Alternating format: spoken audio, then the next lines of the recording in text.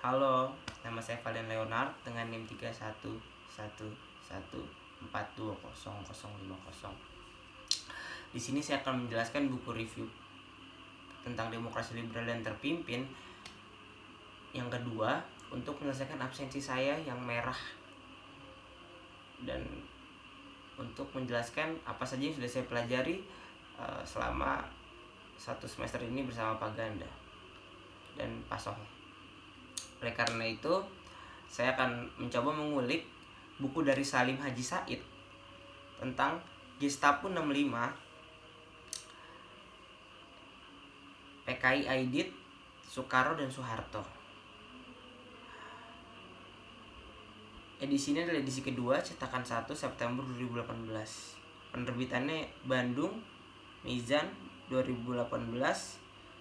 Itu penerbit Mizan Media Utama dengan memiliki halaman 212 halaman dan ukurannya sekitar 21 cm.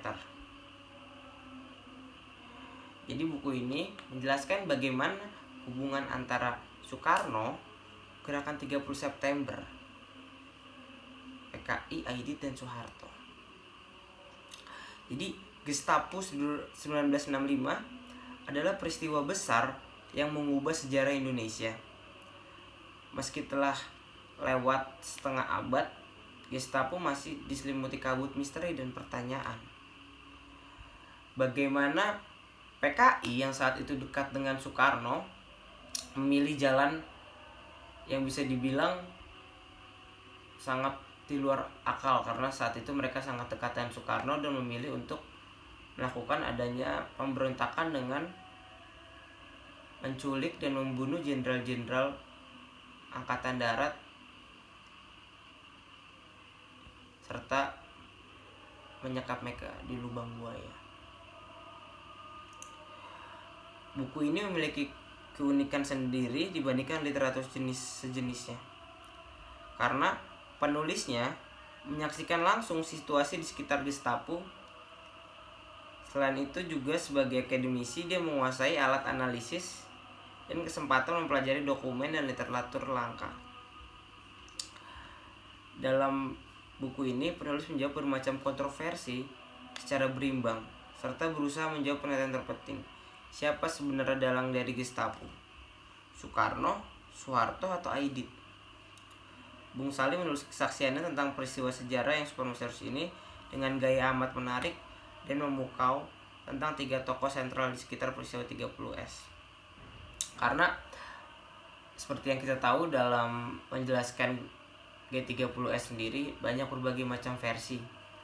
Ada yang mengatakan bahwa Soekarno sendiri yang melatar belakanginya, ataupun Aidit yang saat itu juga yang seperti kita kenal yang melatar belakanginya, ataupun Soeharto yang akhirnya mengambil kursi kekuasaan setelah terjadi 30S PKI. Karena ada banyak berbagai versi yang mengatakan bahwa Soeharto tahu bahwa akan ada terjadinya G30S dan memilih diam untuk segera mengambil alih kekuasaan setelah menerima Super Semar tanggal 1 Maret. Dalam bukunya yang berjudul Gestapo 65, PKI Soekarno dan Soeharto, Pak Haji Salim Said ini mengatakan bahwa ide penangkapan terhadap sejumlah jenderal angkatan darat awalnya berasal dari Soekarno. Hal penting yang perlu kita garis bawahi dari analisa ini adalah bahwa penangkapan tersebut tidak dimaksudkan sebagai pembantaian Soekarno, hanya meminta pasukan pengawal presiden yaitu Cakrabirawa yang dipimpin oleh Letkol Untung untuk membawa sejumlah jenderal tersebut menghadap kepada presiden. Tujuannya adalah untuk mendaulat mereka agar patuh dan setia pada Soekarno yang pada saat itu berkedudukan sebagai pemimpin besar revolusi. Kata daulat dijelaskan oleh Salim Said sebagai sebuah tradisi yang sering digunakan oleh para pejuang Indonesia untuk meminta pihak tertentu agar patuh pada pemerintahan pihak yang mendaulat. Prosesi daulat tersebut diterjemahkan dalam bentuk penculikan. salah satu peristiwa daulat adalah penculikan Soekarno dan Hatta oleh sejumlah pemuda ke Rengas Dengklok dalam rangka meminta kedua tokoh tersebut segera memproklamasikan kemerdekaan Indonesia. Proses daulat akan ditempuh ketika cara-cara formal tidak dapat lagi ditempuh. Kenapa Pak Salim Said bisa berpikir seperti itu? Karena perlu kita ketahui bahwa suasana politik menjelang tahun 1965 sangatlah tegang. Ketegangan politik tersebut tidak hanya terjadi di Indonesia saja, namun juga di tingkat regional, bahkan internasional. Terlalu banyak tarikan-tarikan politik yang mewarnai kehidupan berbangsa, bernegara pada saat itu. Salah satu ketegangan yang memuncak tersebut adalah antara PKI dan TNI, khususnya Angkatan Darat yang sangat anti terhadap komunis. Dan Soekarno sebagai pemimpin besar revolusi, panglima tertinggi ABRI atau Angkatan Bersenjata Republik Indonesia, sekaligus penyetus doktrin Nasakom,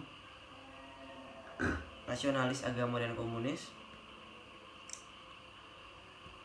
Pada saat itu dunia sedang berada dalam ketegangan perang dingin antara paham komunis dan kapitalis, atau yang bisa kita sebut juga liberalis. Jika jadi membaca berbagai analisis hubungan internasional dan dokumen Badan Intelijen yang sudah dibuka untuk umum, maka akan paham betapa sensitifnya isu tersebut pada saat itu. Persaingan antara paham komunis dan kapitalis di dunia pada era tersebut adalah nyata dan menyatu kepada seluruh sendi-sendi kehidupan. Dengan latar belakang kondisi tersebut, Presiden Soekarno ingin tampil menyatukan dunia dengan doktrin Nasakom milik beliau. Ternyata bukan mudah mewujudkan semua itu. Di Indonesia sendiri pada saat itu terjadi gesekan-gesekan yang hebat antara kaum komunis dan anti komunis. Gesekan yang hebat ini juga terjadi antara kaum komunis dan Angkatan Darat. Gesekan ini ternyata sangat mempengaruhi pandangan Soekarno pada saat itu terhadap para petinggi Angkatan Darat yang terkenal anti komunis dan merasa bahwa komunisme yang ada di Indonesia saat itu yang dipimpin oleh PKI tidak akan cocok terhadap sendi-sendi kehidupan bermasyarakat di Indonesia. Pandangan tidak bersahabat para petinggi Angkatan Darat terhadap PKI tentunya akan menghalangi cita-cita Nasakom Soekarno, sehingga Soekarno berpikir untuk menyelesaikan ketegangan itu dengan cara menculik para jenderal-jenderal. Tentunya berbagai pihak juga tidak suka dengan kedekatan Soekarno terhadap PKI yang bisa dibilang saat itu tidak menunjukkan dari doktrin Nasakom yang milik beliau, karena kedekatan beliau yang sangat dekat dengan PKI itu sendiri.